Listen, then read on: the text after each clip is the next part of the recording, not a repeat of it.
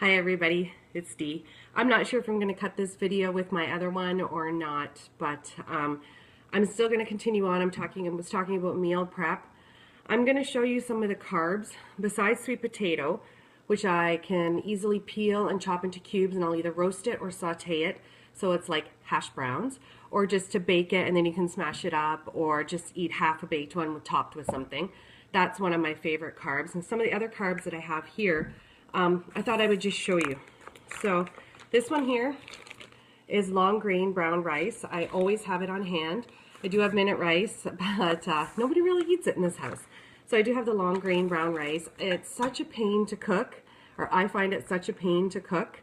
I usually will cook it in vegetable stock rather than chicken stock or low sodium chicken stock, but I think I actually have my own chicken stock that I made when I made chicken noodle soup when I had a chicken. So I usually cook it in that, and I usually will do 1 cup to 2 cups water, and I boil the heck out of it because it takes forever and I can't stand crunchy rice. So that's one of the carbs. Another one, this is one of my favorites. I love couscous, but couscous is not whole grain, so not super healthy, but oh my God, I love couscous. I don't know why, I just do. But I do love the bouglar, if that's what it's called, and quinoa blend. I love this one. I get this one at Walmart, actually. I like this. I will usually make up half a box at a time, and I just kind of follow the general rule. I don't normally make it all because it's just too much, because I like to put some of that in my salads. So I do like that, or even just quinoa on its own is fantastic. And if you haven't tried quinoa, be open to it. It's a great, great grain, and it's filling. So that's a great option. This is my favorite one I buy. I always have a box of this on hand. I don't eat it all the time. I really watch my carbs, because I have found for me and my body and my age that a lot of carbs really helps me retain my weight, which is not good. I find that I really need a lot of carbs in the morning. I work out as soon as I get up, so anywhere between 5 and 6 a.m. I work out and I push myself as hard as I can. Then I have my shower, and then my day home is open. So I haven't had like anything. I usually try to sneak in my Shakeology. Sometimes I prolong it and I ended up wanting food. So it just really depends. And in the mornings, I definitely carve up sweet potato and usually a piece of toast. And I'm only allowed 2 carbs a day because I'm really trying to watch my calorie intake. So then my carbs are done for the day. So I really have to figure out what works. And I'm still working on it because I've only had the containers about not even a month. So I'm still working on figuring out the right amount for what my body needs. I know what I want to eat, but that's too much, and then that's why my weight is staying the same, because I'm eating too much of what I love. Not junk, just too much. So something else I found, I honestly don't know if I will cook this up and make this. I'm not a huge pasta person at all, but I found this Healthy Harvest. I just bought the macaroni. There's a million different kinds of noodles that you can buy, but when I looked at the ingredients, all there was whole drum wheat seminella, and that was it. And most of them, like a lot of the ones that are whole grain, they say enriched wheat flour. Enriched wheat flour is white flour. Just so you know, it's white flour. It's just enriched. So it's not one of your healthier options. I'm sure there is healthier options, but I even looked in the gluten-free aisle, and the ones that I found contained a lot more ingredients than what I like. And I always buy everything with the least amount of ingredients, and it has to be ingredients that I'm familiar with, that I know. If it's got a bunch of words I've never heard of and can't pronounce, I won't buy it and put it in my body. It affects my hormone levels in a really negative way. So I did buy this pasta.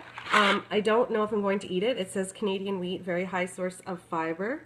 It is non-GMO, and I really try to watch the GMOs, especially in fruits and vegetables, but like anything non-GMO. So I do have this grain. I saw a couple of really great recipes on Pinterest that I was interested in trying that were 21 Day Fix approved and really clean. So I'm not sure. Sorry, I have a pop-up on my screen. I'm not sure if I will make this, but this is a good option, especially if you're a pasta person. But honestly, really watch your carbs, because if you're eating a lot of carbs, you're not going to lose the weight that you want. And then you're going to say to yourself, well, the containers say that I can. No, technically you shouldn't. Really be mindful, because we're all carb addicts. I think 99% of us out there are, and I'm no different. So you really want to watch what you're putting in your body, and it will take you a week or two to adjust to what you should be eating to fuel your body. and not what you want to be eating. And it is going to be hard when you're starting to eat clean because we're so addicted to all that crap that's in our food. I mean, I can pull out a package of white pasta, excuse me, we can compare. We're also hooked on that stuff and that lovely flavor because of the chemicals, that it does take your taste buds a week, maybe two, to start enjoying natural flavors, like sauteing your vegetables with a little olive oil and salt and pepper, instead of butter and creams and Alfredo sauces and all that stuff that tastes so good, but is really not that great for you. Okay, and so then my favorite bread is made by this company. I just pulled the bag off because I keep it in the freezer. If I bring it upstairs and put it in the freezer, I will be tempted to have it.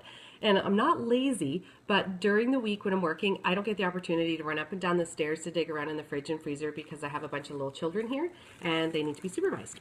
So that way, if I keep it downstairs, it's more of something I might have on the weekend, or I really have to wait and I drag it out to when I'm able to go down and grab it out of the freezer, and then by then I don't crave it.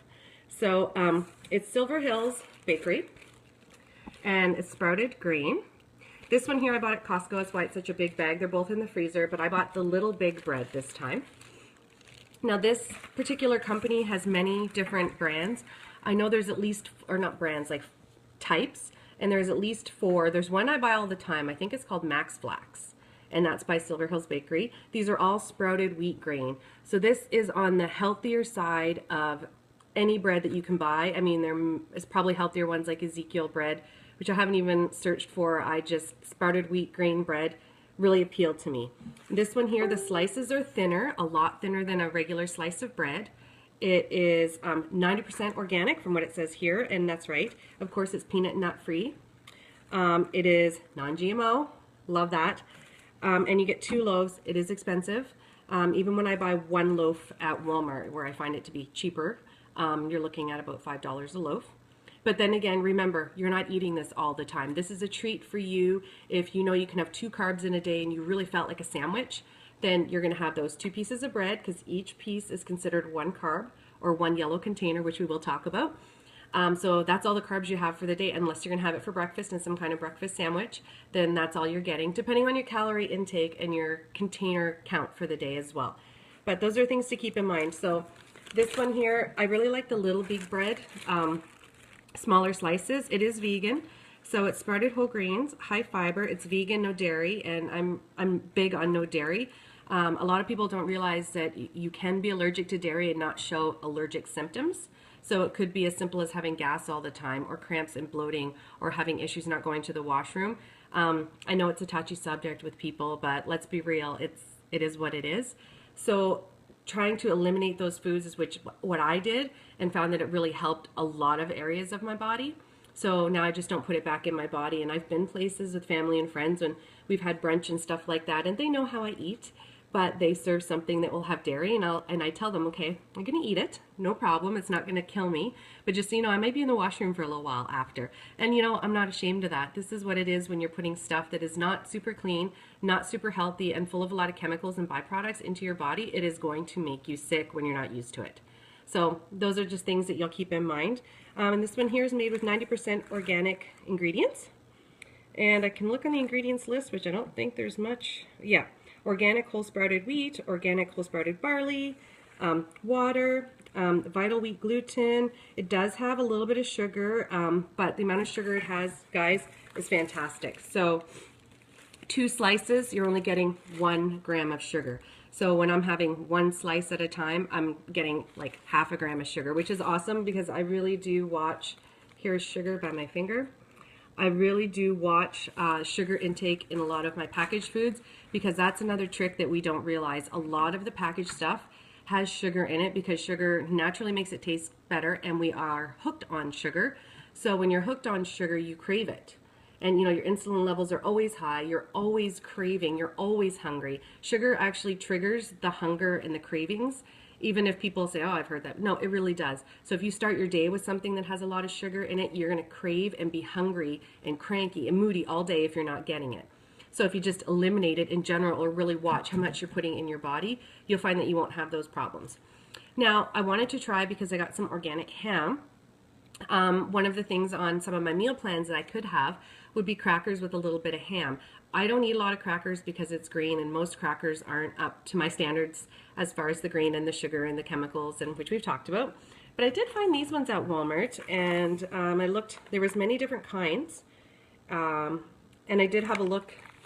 Calorie-wise, number one, because the more calories usually means the more things that are in it. So this brand here, and they have many different flavors. The one flavor I was going to try actually had it was 100 calories per serving, and I think the serving is 2 crackers. So then I went and looked for the lowest calorie one and then compared the ingredients. And this one here also has 1 gram of sugar for 2 slices and 2 grams of fiber for 2 slices. Fiber for me is not an issue. I drink Shakeology daily, and we'll talk about that. It is amazing. If you can never ever have anything healthy again, I would live off that stuff. I want to drink it all day long. It tastes so good. But we'll talk about that. It's my addiction. I've been so hooked. But anyways, and so with these crackers, ingredients list is awesome. When I looked at it compared to the other ones, they did have ingredients I understood, but more. I always find less is more in your processed food. Okay, so remember that less is always more. Less ingredients, and then remember the first 2 to 3 ingredients in your products, or sorry, in your items, is what it's mostly made of, especially the first 2. So if the first 2 or 3, any of them have anything to do with sugar, you just want to put that back completely. It's not healthy at all. It's contained mostly of that.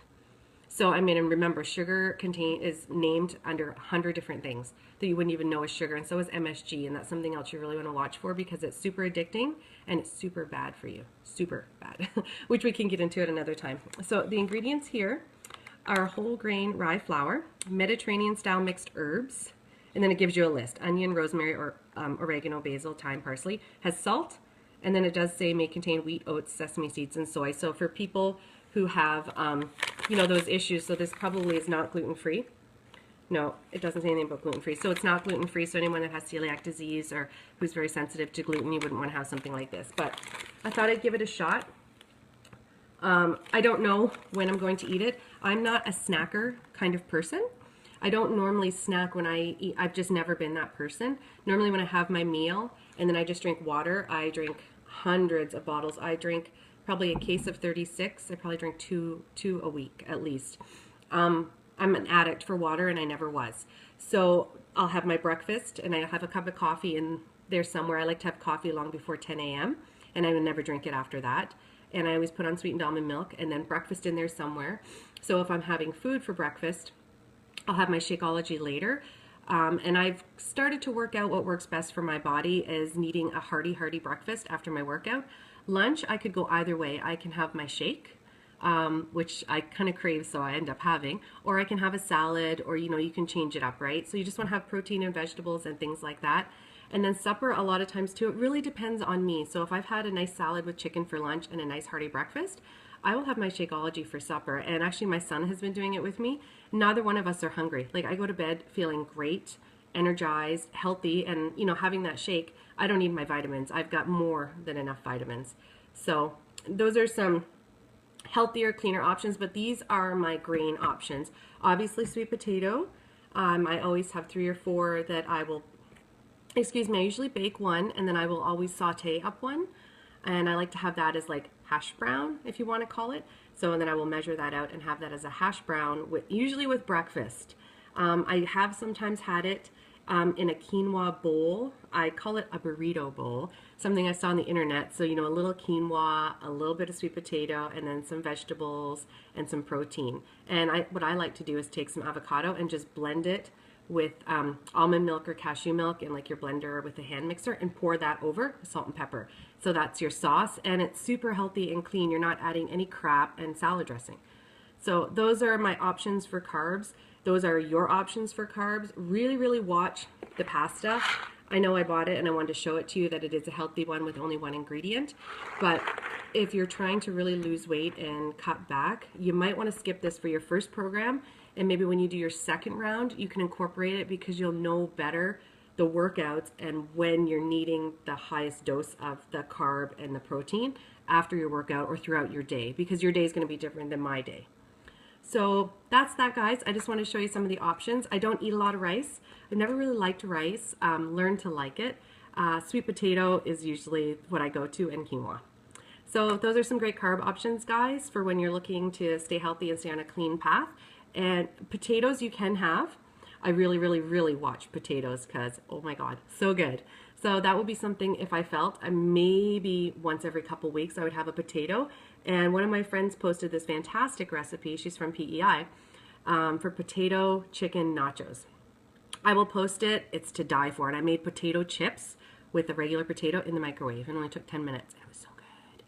But I'll share that another time. So I see my video is getting really long. I'm going to cut it short and we'll see about editing. And we're going to talk about those containers. Well, take care, guys. Bye.